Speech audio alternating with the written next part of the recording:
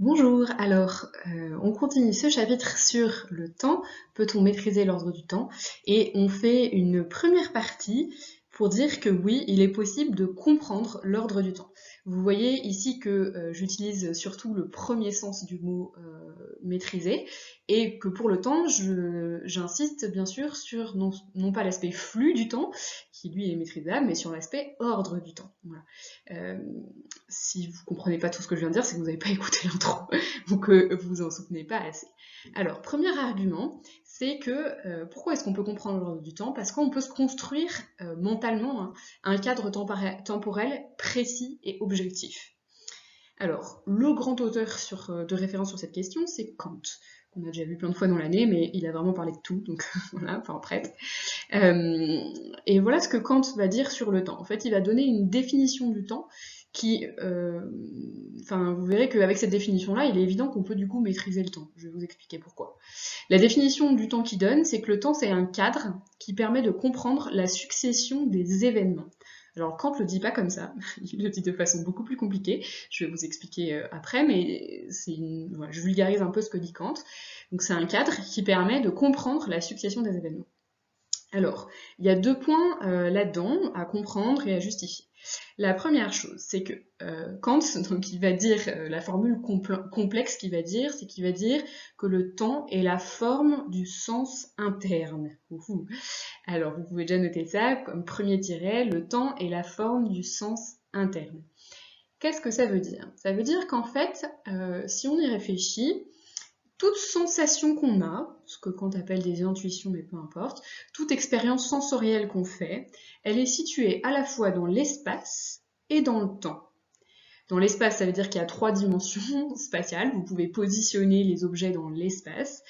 L'espace va donc dire Kant, c'est la forme du sens externe, c'est-à-dire qu'en fait, ça nous permet de situer les choses à l'extérieur de nous, notamment grâce à nos cinq sens. Donc on va pouvoir les situer plus ou moins loin ou proche de nous, etc. Mais en fait, on situe aussi les choses dans le temps. Et le temps, c'est pas quelque chose d'extérieur à nous, enfin, c'est pas l'espace, justement. Et en fait, ça veut juste dire qu'à l'intérieur de nous, on sait que les choses se sont passées plus ou moins bah, proches de nous ou pas dans le temps. Plus ou moins proches de nous dans le présent ou pas. D'accord? Je sais pas si vous avez compris ça. Ce qu'il faut noter, c'est que vous avez noté que le temps, c'est la forme du sens interne. En fait, ce que Kant veut dire, c'est que toute expérience sensorielle qu'on fait, elle est située à la fois dans l'espace, qui lui est la forme du sens externe, d'après Kant, et dans le temps, qui lui est la forme du sens interne. Une autre façon de le dire, du coup, pour continuer à expliquer, qu'il faut noter, c'est qu'en fait, on situe toutes nos expériences sensorielles à la fois dans les trois dimensions du temps, mais on les situe aussi dans la dimension... non, je me suis trompée. On les situe évidemment dans les trois dimensions de l'espace, je veux dire, mais on les situe aussi dans une autre dimension, qui est une dimension temporelle, et cette dimension temporelle, elle n'est pas extérieure à nous, c'est pas quelque chose qu'on peut situer dans l'espace, c'est une dimension qu'on ressent à l'intérieur de nous. Voilà. Donc ça, c'est la première chose. Du coup, ce qu'on peut en tirer, toujours dans le premier tiret, c'est que, en fait, on a besoin de ce cadre pour pouvoir situer nos expériences. Si tout d'un coup, les expériences, on pouvait les situer que dans l'espace, mais plus dans le temps, ça deviendrait compliqué, en fait. Donc ça m'introduit, en fait, déjà à mon deuxième tiret. C'est que, imaginez, c'est une expérience de pensée. Imaginez, vous avez eu un grave accident et vous vous réveillez dans un lit d'hôpital et au début vous n'avez plus aucun souvenir et puis ensuite tout d'un coup tous vos souvenirs vous reviennent mais vous n'arrivez plus du tout à les situer dans le temps. Ils vous reviennent comme tous en même temps, comme des photos, tous en vrac, mais au même moment. Et vous savez plus dans quel sens les choses se sont passées. Alors après, en réfléchissant, peut-être que vous arriveriez à les resituer, à vous dire ah ça s'est passé avant, ça s'est passé après, etc. Vous sentez que en fait, qu'est-ce qui se passe dans ce moment-là? Donc c'est une expérience de pensée bizarre, hein, mais en fait, j'essaie de vous faire comprendre qu'est-ce qui se passerait si vous perdez cette dimension interne qu'est le temps. Vous n'avez plus que plus que des souvenirs, donc dans l'espace vous pouvez les situer, mais dans le temps vous savez plus où les situer. Mais vous seriez complètement perdu si vous n'arrivez plus à situer les souvenirs dans le temps, vous savez plus si ça c'est avant ça, etc. Genre c'est le bazar en fait, c'est le bazar dans votre tête. Voilà. Donc imaginez, en plus, c'est encore plus bizarre, mais imaginez, ouais, c'est comme vous avez tout oublié, vous savez plus ce que c'est que le temps. Vous vous réveillez, paf, vous avez plein de souvenirs, vous savez plus encore vraiment, vous avez plus d'expérience de ce que c'est que le temps, parce que vous avez tout oublié. Du coup, on serait complètement perdu sans le temps. Donc ce que vous pouvez noter dans le deuxième tiret, c'est que si tous nos souvenirs nous arrivaient simultanément sans qu'on soit capable de les situer dans le temps, on serait complètement perdu en fait. S'il nous manque cette dimension interne qui est la dimension temporelle, on saurait plus du tout comprendre, justement, là, peut-être que vous commencez à comprendre le résumé là, la succession des événements. En fait, on ne pourrait pas comprendre l'ordre dans la succession, vous voyez. Alors quand il prend pas du tout l'exemple de quelqu'un qui se réveillerait et tous ses souvenirs viennent dans l'ordre, il prend l'exemple d'un bateau qui coule le long d'une rivière, mais c'est à peu près ça. Si on n'a pas le temps, on n'est pas capable de comprendre que en fait le bateau il a glissé dans une rivière dans un certain ordre. Si vous pensez que le bateau il peut faire ça, puis ça, puis ça, puis ça, puis ça, parce que vous avez perdu la notion du temps, mais vous seriez complètement perdu, d'accord? Donc en fait, on se rend compte que si on perd le temps, on serait perdu. Alors quand ça, à nouveau, il formule ça de façon un peu surprenante pour vous, voilà, mais il va dire que le temps, du coup, c'est la condition de possibilité de toute expérience sensorielle. Voilà, ce qu'on appelle une condition transcendantale, mais ça, à la limite, on s'en fiche un peu. Mais le temps est la condition de possibilité d'une expérience sensorielle ordonnée, et notamment d'une expérience sensorielle qui permet de comprendre la notion de succession. Voilà. Je ne sais pas si c'est clair, sinon vous n'hésitez pas à écrire des questions avec un crayon de papier dans votre cahier, et puis on reviendra dessus en classe, bien sûr, ou en classe virtuelle, ça c'est à voir.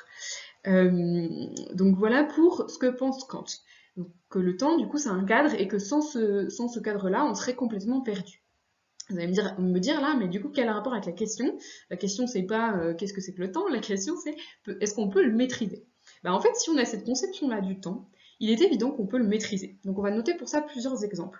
Avant de rentrer dans la liste des exemples, vous pouvez noter que du coup, si le temps est un cadre qui nous permet d'ordonner les événements et de comprendre leur succession, on peut le maîtriser.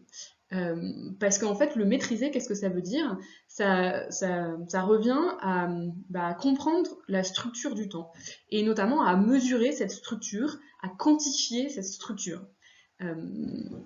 Si vous n'avez pas compris, c'est pas grave, d'abord notez-le, mais je pense que vous allez comprendre au fur et à mesure. Donc déjà, un premier exemple qu'on va donner, c'est qu'on va revenir sur l'exemple de l'enfant. L'enfant, justement, il n'est pas comme quelqu'un qui sort du coma, où tous ses souvenirs lui reviendraient d'un coup. Lui, il a une certaine expérience du temps, du flux du temps, etc. Mais ce cadre, il n'est pas encore précis dans sa tête. Il n'est pas encore très précis et objectif. Voilà. Il est trop guidé par son impression subjective de temps. Donc quand il est dans la voiture et que il demande quand est-ce qu'on arrive, en fait, sa conception du temps, elle est guidée par son impatience, qui est une impression subjective. Subjective, je vous rappelle, ça veut dire du sujet. D'accord? Mais en fait, petit à petit, à l'école, puis à la maison, etc., on lui apprend à comprendre et à préciser ce cadre, pour que ça devienne précis et objectif, que ça ne dépende pas uniquement de son sentiment d'impatience, ou au contraire d'ennui, etc., etc. Enfin, impatience et ennui, ça peut aller ensemble très bien d'ailleurs, mais voilà. Donc en fait, qu'est-ce qu'on lui apprend à l'enfant? Je le note là parce que c'est une histoire de place sur le diaporama, mais vous pouvez l'écrire à l'intérieur du tiret. On lui apprend ce cadre-là, donc en fait les années, les mois, les semaines, les jours, les heures, les minutes, les secondes, voilà. Et l'enfant comprend petit à petit, il apprend à lire l'heure, on lui fait des petits calendriers, etc. Alors moi celui-là, il me rappelle des bons souvenirs, pensée émue pour ma maîtresse de CP, mais on avait un espèce de calendrier comme ça dans la salle de classe, je sais pas si vous avez un truc comme ça ou analogue, et en fait il y en a qui avaient le droit chaque jour, et on se battait un peu tous pour en fait déplacer, on en est à quel jour, on en est à quel mois, on en est à quel ouais, voilà, le numéro du jour, le nom du jour. On pouvait aussi faire changer l'heure, les saisons, etc. En fait, on adorait ça parce qu'en fait, voilà, en fait, tout d'un coup, les enfants, ils avaient une expérience du temps, mais là, tout d'un coup, le cadre devient précis pour eux. En fait, ils commencent à comprendre, ah ouais, où on en est, etc. Et donc, ça, c'est vraiment un moment important, en fait, c'est quand on se met à préciser, à comprendre l'ordre du temps, tout simplement par les enfants. Je sais qu'il y a des trucs en gras et d'autres pas en gras, mais ça, je vous expliquerai tout à l'heure. Alors, le deuxième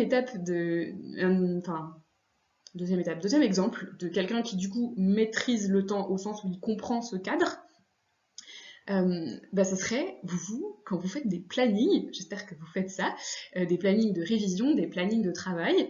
Typiquement, pendant le confinement, c'est compliqué, mais c'est ça qu'il faut arriver à faire. Donc, en fait, vous prenez une feuille devant vous et vous écrivez les heures de la journée, ou au moins avec des blocs matin, après-midi, nanana. Ça, c'est quelqu'un qui maîtrise le temps, en fait. Savoir faire un planning, un adolescent ou un adulte qui sait faire un planning, il maîtrise le temps au sens où, en fait, il comprend l'ordre du temps, il comprend le cadre, et en fait après il se situe à l'intérieur de ça et il planifie des choses à l'intérieur, voilà, de façon assez précise. Alors après, maintenant on passe dans une autre catégorie, c'est que les scientifiques, ils ont eu besoin de préciser encore plus ce cadre. C'est-à-dire que année, mois, semaine, jour, heure, minute, seconde, c'est très mignon, mais est-ce que c'est précis? Pas assez pour un scientifique. Parce que par exemple, je sais pas, on dit les jours, ça correspond à une rotation de la Terre, voilà, sur elle-même. Mais en fait, les jours sont plus ou moins longs, donc c'est pas très précis. Donc les heures, c'est des divisions du jour, mais si le jour varie, c'est compliqué, quoi. Les minutes, pareil, mais voilà, c'est des divisions du jour, mais si le jour a pas toujours la même taille, comment on fait, quoi. Les mois, vous savez que pendant des années, les calendriers étaient basés sur le mois lunaire, mais en fait, il y a des mois lunaires plus ou moins longs, donc toujours plus ou moins 28 jours, mais en fait, ça peut varier de quelques minutes ou quelques secondes. Donc pareil, ça fonctionne pas très bien non plus. Les années, vous allez me dire ça c'est stable? Bah non, en fait, pas tout à fait. Alors c'est ce qu'il y a de plus stable, et pendant un certain temps, du coup, on a essayé de définir, mesurer le temps à partir de l'année tropique, voilà, la durée précise de l'année en 1900, mais en fait, voilà, il peut y avoir des petites variations aussi, donc c'est compliqué. Ce qui fait que les scientifiques aujourd'hui, je sais pas si vous savez, en fait, ce qu'on a fait, c'est qu'on a défini très précisément la durée d'une seconde, d'accord? Et à partir de ça, on a reconstruit, du coup, une minute c'est temps, une heure c'est temps, un jour c'est temps, etc. Cette définition, elle est atomique. Donc c'est pour ça je sais pas si vous avez déjà entendu, il y a des horloges atomiques, c'est ce qu'il y a de plus précis. Donc en fait, une définition atomique de la seconde, c'est qu'on a dit, voilà, une seconde, c'est exactement tant de périodes de radiation, je ne vous ai pas noté exactement, mais de l'atome de césium 133 à 0 Kelvin. Et donc on a dit, voilà, ça c'est ça une seconde. Et ça c'est une définition qui est du coup extrêmement précise, alors que par exemple, définir un jour à partir de la rotation de la Terre ou un mois à partir de la Lune, des cycles lunaires, c'était pas assez précis. Donc ça, vous voyez, ça c'est des scientifiques, ils maîtrisent le temps, au sens où ils ont un cadre très précis, où en fait chaque mesure du temps est un multiple d'une autre, et où la mesure de base qu'est la seconde, elle est définie extrêmement précisément. Donc ça permet de maîtriser complètement le temps. Et du coup, ça permet notamment, dernier exemple, du coup de situer des événements physiques, des événements physiques on va dire, très précisément sur cette ligne du temps, une fois qu'elle a été définie. Typiquement, qu'est-ce qu'ils vont faire les scientifiques? Ils vont faire des graphiques avec un axe du temps, d'accord? Le temps est représenté comme une des dimensions. Alors là, je vais vous afficher des choses qui vous rappellent peut-être des mauvais souvenirs ou des bons, enfin j'en sais rien, mais ça c'est des exercices de physique. Je suis allée les prendre dans un manuel scolaire de terminale, donc vous pouvez, normalement, si vous êtes en spé physique, vous devriez pouvoir les faire. En fait, qu'est-ce que vous remarquez là? Vous avez toujours un axe du temps. Donc là, vous avez la vitesse d'un mobile, là, vous avez l'altitude d'un sauteur à l'élastique, etc. Puis ensuite, il y a plein de questions. Mais vous voyez, en fait, les physiciens, quand ils font des graphiques avec en abscisse le temps, et en fait, ils maîtrisent le temps, au sens où ils comprennent ce cadre, et du coup, une fois qu'ils ont compris ce cadre, du coup, ils peuvent comprendre aussi d'autres phénomènes, parce qu'une fois qu'on a ce cadre-là, on peut comprendre la succession des événements. par définition, si vous avez suivi ce que je viens de dire. Une fois qu'on a le cadre, on comprend les événements à l'intérieur du cadre quand même beaucoup mieux. Donc voilà, en fait, si vous voulez, ce qu'on va appeler en physique newtonienne, donc en fait, vous faites sans savoir de la physique newtonienne, le temps, et c'est ça, c'est un cadre dans lequel qu'on peut du coup représenter très simplement, hein, par une flèche avec des instants, on peut en faire des graphiques qui permettent de comprendre la succession des événements, de les analyser, de calculer, etc. Et donc ça, c'est quand même une maîtrise du temps qui est déjà pas mal. C'est déjà pas mal. Voilà donc pour notre grand A, notre premier argument.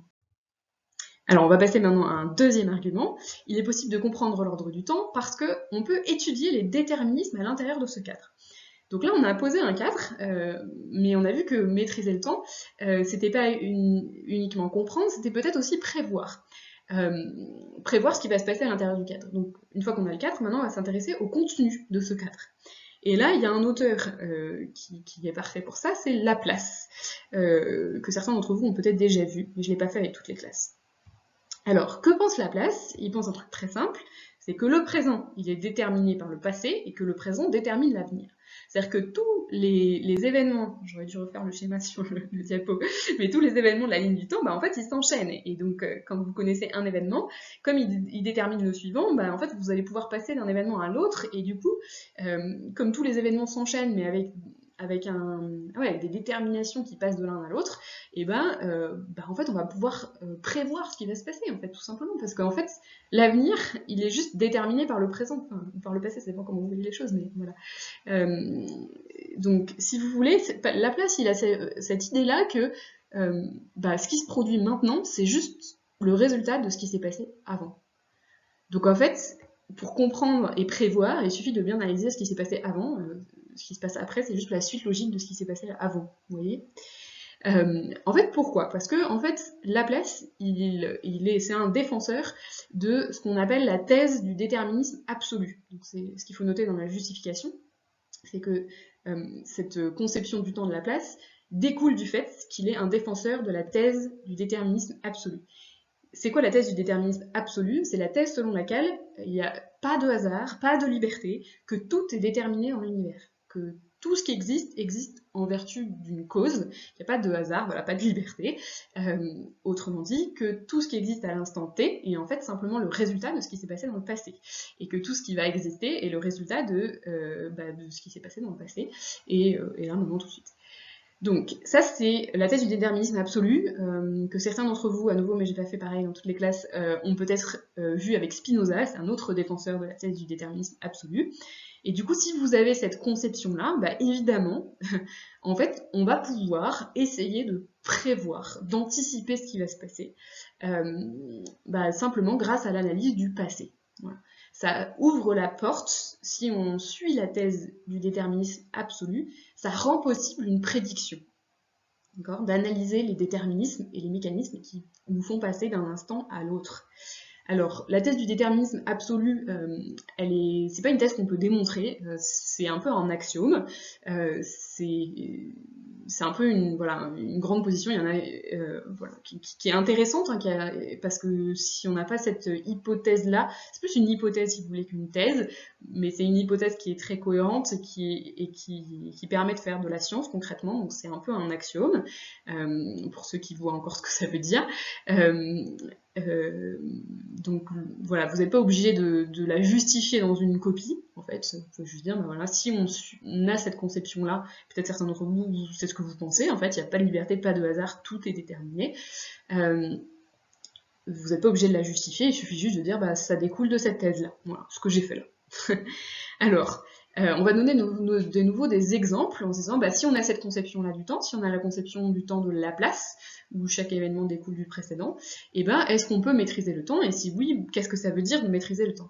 Donc on voit bien que, en fait, si on a cette conception du temps, en fait, on peut maîtriser le temps au sens où on peut prévoir l'avenir. Alors ça va passer par deux mécanismes.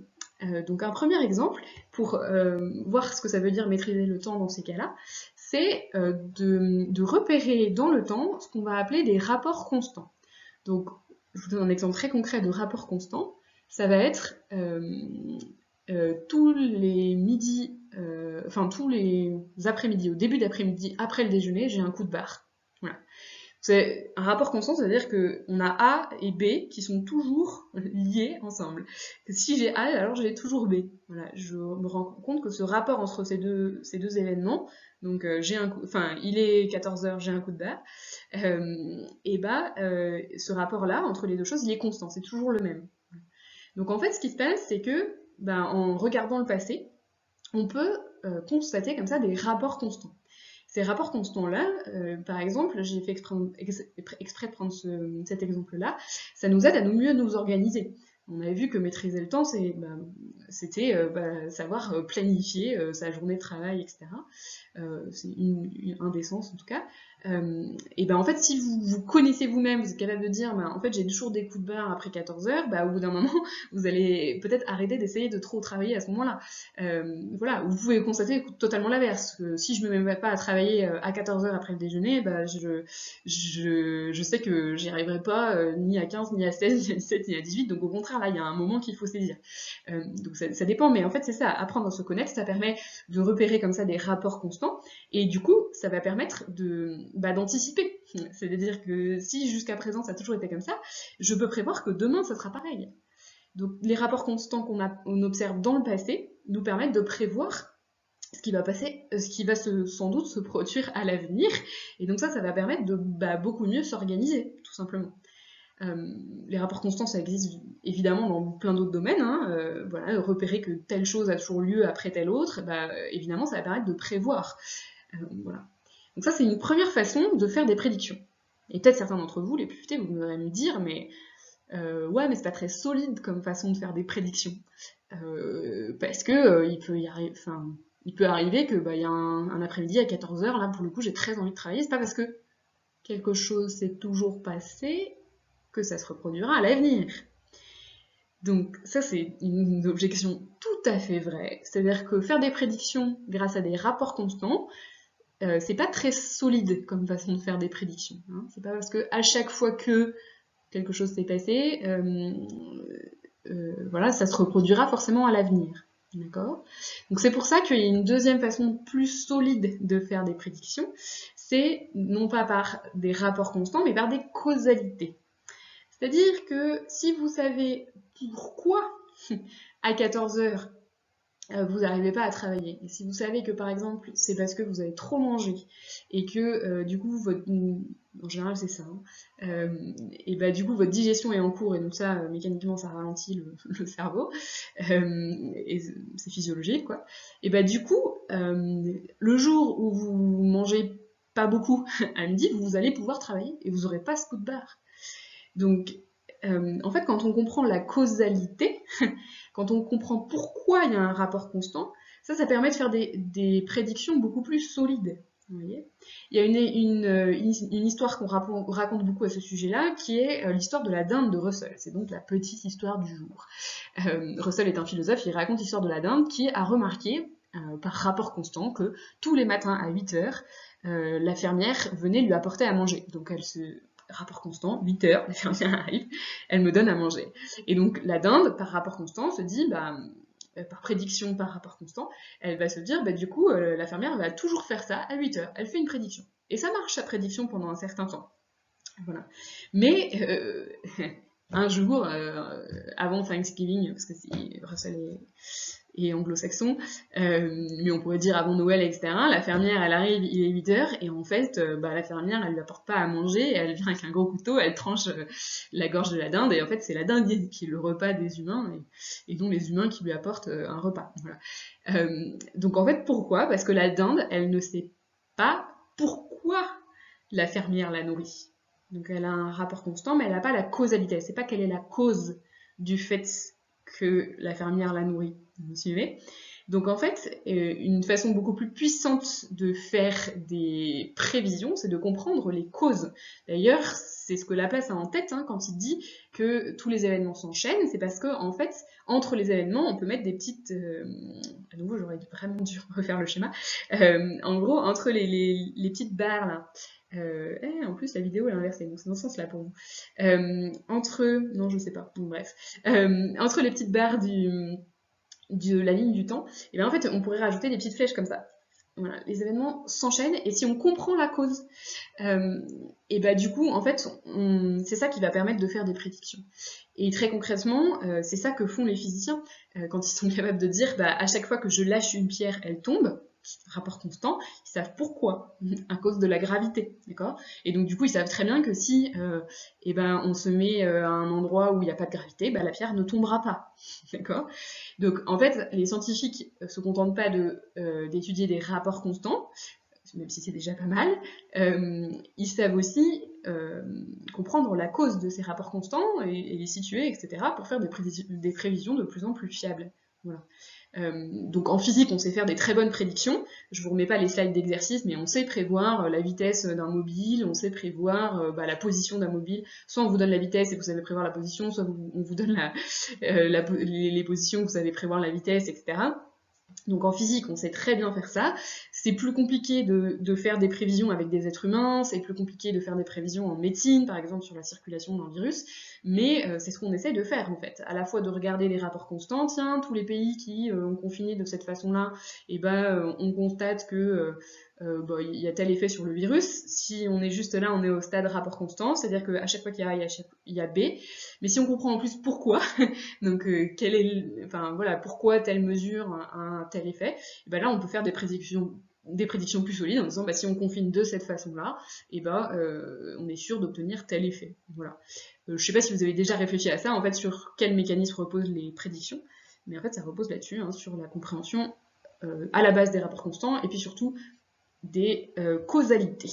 Voilà, si vous avez des questions, vous n'hésitez pas à les noter, et on s'arrête là pour cette vidéo du grand 1.